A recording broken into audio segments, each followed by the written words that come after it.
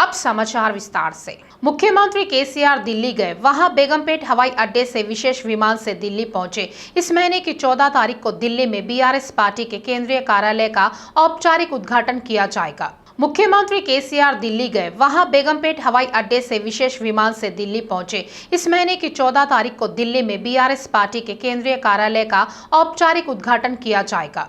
MLC Kalvakuntla कविता ने कहा है कि लोकतांत्रिक ढंग से चुनी गई सरकार को भाजपा उखाड़ फेंक रही है। उन्होंने कहा है कि भाजपा के अराजकतावादियों पर सवाल उठाने वाला कोई नहीं है। उन्होंने युवाओं में जागरूकता लाने का आह्वान किया। दिल्ली शराब घोटाले में सीबीआई की जांच के बाद पहली बार कविता ने जवाब दिया, हम व्यवस्था की रक्षा करेंगे तो व्यवस्था हमारी रक्षा करेंगी। उन्होंने आलोचना करते हुए कहा है कि बीजेपी की नाकामी बताने वालों को निशाना बनाया जा रहा है। एमएलसी कल्वकुंतला कविता ने कहा है कि लोकतांत्रिक ढंग से चुनी गई सरकार को भाजपा उखाड़ फेंक रही है। उन्होंने कहा है कि भाजपा के अराजकतावादियों पर सवाल उठाने वाला कोई नहीं है। उन्होंने युवाओं में जागरूकता लाने का आह्वान किया। दिल्ली शराब घोटाले में सीबीआई की जांच के बाद पहली बार कविता ने जवाब दिया, हम व्यवस्था की रक्षा करेंगे तो व्यवस्था हमारी रक्षा करेंगी। उन्होंने आलोचना करते हुए कहा है कि बीजेपी की नाकामी बताने वालों को निशाना बनाया जा रहा है। राज्य के अनुसूचित जाति कल्याण एवं अल्पसंख्यक मंत्री कोप्पुला ईश्वर ने उपल भाग्य में 2 एकड़ भूखंड पर ईसाई भवन निर्माण की आधारशिला रखी। कोप्पुला ईश्वर ने ईसाई भवन के निर्माण के लिए 70 करोड़ रुपए की 2 एकड़ भूमि आवंटित करने के लिए मुख्यमंत्री केसीआर का विशेष आभार व्यक्त किया। उन्होंने तारीफ करते हुए कहा है कि झंडे के नाम पर तेलंगाना का स्वाभिमान खड़ा हुआ है। उन्होंने कहा है कि 10 करोड़ की लागत से बनने जा रहा यह भवन अगले दिसंबर तक बनकर तैयार हो जाएगा।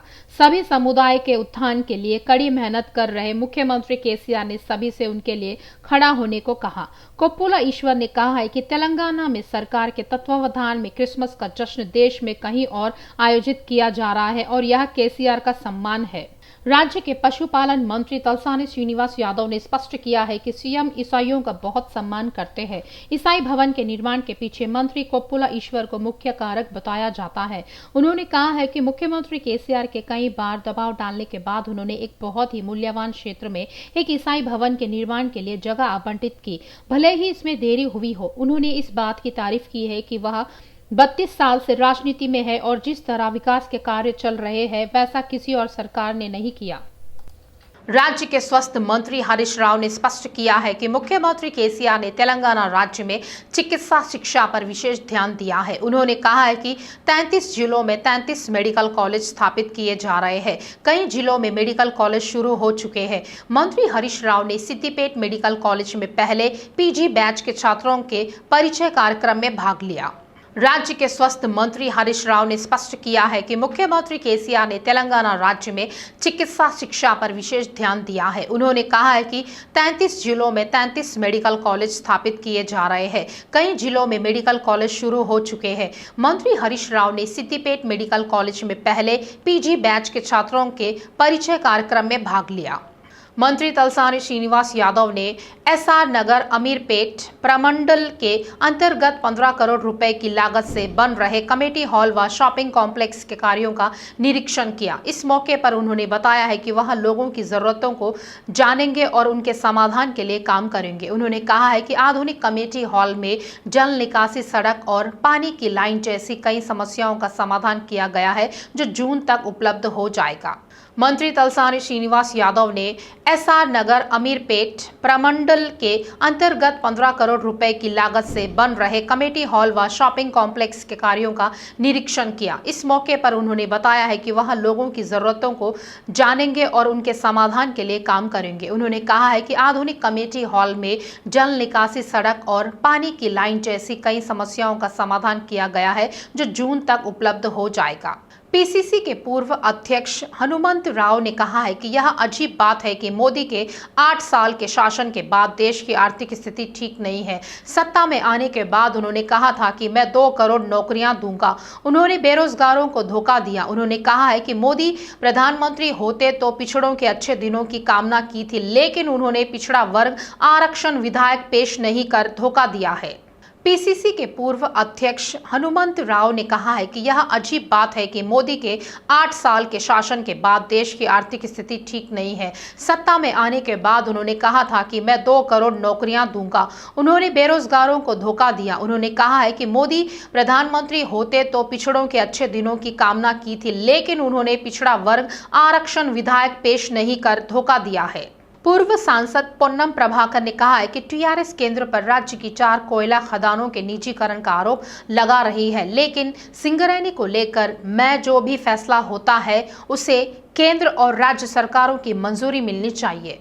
उन्होंने मांग की है कि ताड़ी चेरला खदानों का निजीकरण रद्द किया जाए और सिंगरैनी को आवंटित किया जाए। उन्होंने आलोचना की है कि ताड़ी चेरला कोयला खदानों को जेनको द्वारा AMR कंपनी के सुपुर्द कर दिया गया। उस कंपनी को 30 साल के लिए बिना हंगामे के सौंप दिया गया था। केसीआर परिवार की देखरेख में हजारों करोड़ों का घोटाला हो रहा है। पूर्व सांसद और बीजेपी नेता बुर्रा नरसैया गौड़ ने कहा है कि सीएम केसीआर काफी ऊंची बातें करते हैं, लेकिन उनका काम प्रगति भवन तक ही सीमित है। उन्होंने कहा है कि केसीआर ने जो वादे किए हैं वे सब झूठ और फरेब है। उन्होंने कहा है कि तेलंगाना मॉडल का मतलब कर्ज और भ्रष्टाचार है। उन्होंने कहा है कि केसीआर को करीब से देखा है मैंने। पूर्व सांसद और बीजेपी नेता बुर्रा नरसैया गौड़ ने कहा है कि सीएम केसीआर काफी ऊंची बातें करते हैं, लेकिन उनका काम प्रगति भवन तक ही सीमित है। उन्होंने कहा है कि केसीआर ने जो वादे किए हैं वे सब झूठ और फरेब है। उन्होंने कहा है कि तेलंगाना मॉडल का मतलब कर्ज और भ्रष्टाचार है। उन्होंने कहा है कि केसीआर को करीब से देखा है मैंने। वाईएसआरटीपी की अध्यक्ष वाईएस शर्मिला अस्पताल से डिस्चार्ज होकर घर पहुंच गई है। पुलिस ने शनिवार आधी रात को शर्मिला के पदयात्रा की अनुमति की मांग को लेकर भूख हड़ताल पर बैठ गई थी। उनका स्वास्थ्य बिगड़ गया और उन्हें जुबली हिल्स अपोलो अस्पताल ले जाया गया। तब से शर्मिला का इलाज चल रहा था और आज सुबह उन्हें छुट्टी दे दी गई। वाईएसआरटीपी की अध्यक्ष वाईएस शर्मिला अस्पताल से डिस्चार्ज होकर घर पहुंच गई है। पुलिस ने शनिवार आधी रात को शर्मिला के पदयात्रा की अनुमति की मांग को लेकर भूख हड़ताल पर बैठ गई थी। उनका स्वास्थ्य बिगड़ गया और उन्हें जुबली हिल्स अपोलो अस्पताल ले जाया गया। तब से शर्मिला का इलाज चल रहा था और आज सुबह उन्हें छुट्टी दे दी गई।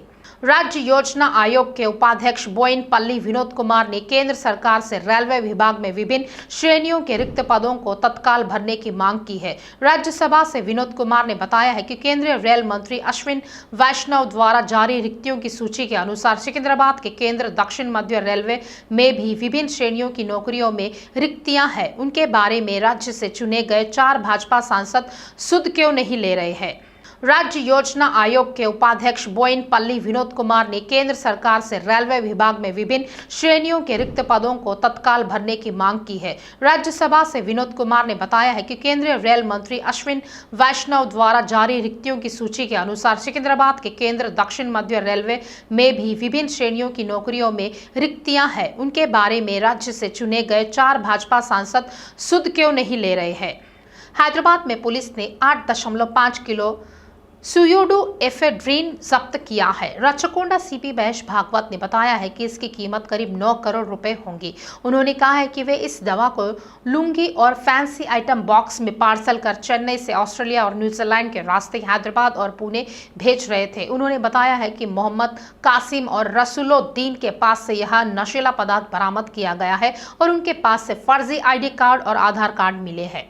हैदराबाद में पुलिस ने 8.5 किलो सुयोडो एफेड्रीन जब्त किया है। रचकोंडा सीपी महेश भागवत ने बताया है कि इसकी कीमत करीब 9 करोड़ रुपए होंगी। उन्होंने कहा है कि वे इस दवा को लुंगी और फैंसी आइटम बॉक्स में पार्सल कर चेन्नई से ऑस्ट्रेलिया और न्यूजीलैंड के रास्ते हैदराबाद और पुणे भेज रहे थे। उन्होंने बताया है कि मोहम्मद कासिम और रसूलुद्दीन के पास से यह नशीला पदार्थ बरामद किया गया है और उनके पास से फर्जी ID कार्ड और आधार कार्ड मिले हैं। मेट्रो ट्रेन फिर से एक बार यात्रियों से खचाखच भरा नजर आ रहा है। कोरोना के चलते जहां कुछ दिनों तक मेट्रो की बोगियां खाली नजर आ रही थी, वहीं आज फिर एक बार इसकी रौनक पास लौटती नजर आ रही है। यात्रियों की संख्या उम्मीद से अधिक होने के कारण ट्रेनों और स्टेशनों पर भीड़ है। हालात ऐसे बदल गए हैं कि मेट्रो स्टेशनों पर पैर रखना भी नामुमकिन है। हालांकि दोपहर में यात्रियों की संख्या कम होती है, लेकिन सुबह और शाम इनकी संख्या काफी ज्यादा होती है। एलबी नगर से मियापुर, जेबीएस से एमजीबीएस, नागौल से रायदुर्गम कॉरिडोर के बीच प्रतिदिन 1000 सेवाएं चलाई जा रही है और प्रतिदिन 4 लाख लोग यात्रा कर रहे हैं। 28 नवंबर को 4,40,000 और 2 दिन से भी कम समय पहले 4,50,000 लोगों ने यात्रा की थी। तीनों कॉरिडोर में हर 4 से 5 मिनट में एक ट्रेन दौड़ रही है। शाम के समय कॉलेज और दफ्तरों से घर आते समय शाम के समय कॉलेज और दफ्तरों से घर जाते समय ट्रेनों और स्टेशनों पर बेहद भीड़ होती है। मियापुर, केपीएचपी, रायदुर्गम, अमीरपेट, सिकंदराबाद, उप्पल, नागौल और एलबी नगर स्टेशनों पर दोपहर से 2 से 3 बजे तक यात्रियों की संख्या कम होती है, लेकिन अन्य समय में भारी ट्रैफिक होता है। मेट्रो के एमडी एनवीएस रेड्डी ने ट्विटर के जरिए एलएनटी के अधिकारियों को मेट्रो ट्रेनों में बढ़ते ट्रैफिक को देखते हुए ट्रेनों के लिए अतिरिक्त कोच की व्यवस्था करने के बारे में सोचने की सलाह दी। उन्होंने कहा है कि राशि एकत्र कर उचित व्यवस्था की जाए। प्राइवेट पब्लिक पार्टनरशिप मॉडल पर बनी परियोजनाओं के तहत चरण में एक स्टेशन प्रति किलोमीटर दर से कुल 57 स्टेशन बनाए गए हैं। भविष्य की जरूरतों को ध्यान में रखते हुए उस समय करीब 800 मीटर लंबे चबूतरे बनाए गए थे। अधिकारियों का मानना है कि अगर अतिरिक्त डिब्बे जोड़े जाते हैं तो भी कोई समस्या नहीं होगी, क्योंकि निर्माण 6 डिब्बों को समायोजित करने के लिए किया गया है। यात्रियों की बढ़ती संख्या को देखते हुए यात्री कोचों की संख्या बढ़ाने पर विचार किया जा रहा है। आंधी तूफान मांडोस की वजह से सर्दी में भी बारिश हो रही है। ग्रेटर हैदराबाद में भी बारिश का सिलसिला जारी है। बारिश के कारण लोग ठंड से कपकपा रहे हैं। सर्द हवाओं के साथ साथ आसमान में बादल छाए हुए हैं। चक्रवाती तूफान मंडोस के असर से हैदराबाद में मौसम का मिजाज अचानक बदल गया है। रविवार की रात शहर में भारी बारिश हुई। जुबली हिल्स, बंजारा हिल्स, फिल्मनगर, मादापुर, हाईटेक सिटी, कुंडापुर, गच्चीबावली, शेखपेट, गोलकुंडा, खैरताबाद, टैंकबोर्ड, हिमायतनगर, नारायणगुड़ा, नामपल्ली में भारी बारिश के कारण लोग प्रभावित हुए। मेहंदीपट्टनम, लंगर हाउस, सन सिटी, बंडलागुड़ा, हयात नगर, सरूनगर, उप्पल और अन्य इलाकों में हल्की बारिश हुई है। हैदराबाद के मौसम विज्ञान केंद्र ने अगले 3 दिनों से छिटपुट बारिश होने की संभावना व्यक्त की है।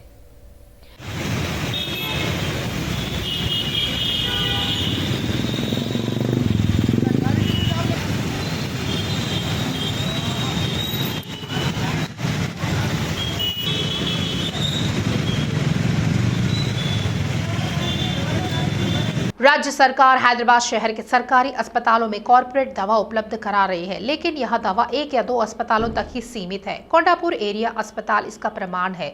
इस अस्पताल में पर्याप्त स्त्री रोग विशेषज्ञ नहीं है या गर्भवती महिलाओं को परेशानियों का सामना करना पड़ रहा है। डॉक्टरों को दिखाने के लिए घंटों इंतजार करना पड़ता है। सैकड़ों की संख्या में आउट पेशेंट आ रहे हैं। स्त्री रोग विशेषज्ञों की संख्या सिंगल डिजिट है।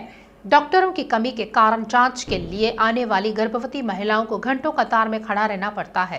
रंगारेड्डी जिले में कोडापुर क्षेत्र का अस्पताल सबसे बड़ा है। यहाँ सबसे ज्यादा मरीज Kukatpally, KPHB colony, Alwyn colony, Chandanagar, Miyapur, Lingampally, Madhapur, Kondapur, Gachibowli, Tellapur, Manikonda, Raidurgam, Vattinagulapally, Gandipet से आते हैं। हर दिन कम से कम 450 से 600 गर्भवती महिलाएं सामान्य जांच के लिए आती हैं। डिलीवरी 20 से 30 तक की जाएगी। इसके साथ ही सामान्य व अन्य विभागों में करीब 400 लोग ओपीडी के लिए आ रहे हैं। रोजाना सैकड़ों गर्भवती महिलाओं के आने के बावजूद स्त्री रोग विशेषज्ञ महज 8 है। कुल 9 लोगों में से एक इब्राहिमपट्टनम डिप्यूटेशन पर गया। ओपी जांच के लिए 3 या 4 स्त्री रोग विशेषज्ञ ही उपलब्ध हैं। जांच में काफी समय लगता है। गर्भवती महिलाओं की शिकायत है कि उन्हें डॉक्टर को दिखाने के लिए लगभग 3 घंटे तक इंतजार करना पड़ता है। अस्पताल में 8 स्त्री रोग विशेषज्ञ में से 4 प्रतिदिन सुबह से दोपहर तक ओपीडी कर रहे हैं। बाकी प्रसूति वार्ड और प्रसव अनुभाग में होंगे। इनकी संख्या बढ़ाने की जरूरत है, लेकिन सरकार को इसकी कोई परवाह नहीं है। क्षेत्र के अस्पताल में बड़ी संख्या में गर्भवती महिलाएं आ रही है, लेकिन सरकार अतिरिक्त चिकित्सक नियुक्त करने में विफल हो रही है। मौजूदा डॉक्टरों पर अधिक दबाव है। एक गर्भवती ने कहा है कि वह हर महीने स्वास्थ्य जांच के लिए कोंडापुर के जिला अस्पताल आती है। सुबह 8 बजे आती हैं और ओपीडी के पास कतार में इंतज़ार करती हैं। पहले से ही बहुत सारी गर्भवतियां लाइन में होती हैं। चेकअप के लिए करीब 3 घंटे लाइन में खड़ा रहना पड़ता है। उसके बाद अन्य जांचों के लिए स्कैनिंग में 1 घंटा और लगता है। डॉक्टरों और स्वास्थ्य कर्मचारियों की कमी के कारण उन पर दबाव बढ़ जाता है और कई बार वे धैर्य खो बैठते हैं और मरीजों से चिढ़ जाते हैं। कतार में खड़ी होने में असमर्थ कुछ गर्भवती महिलाएं निजी अस्पतालों में जाती हैं।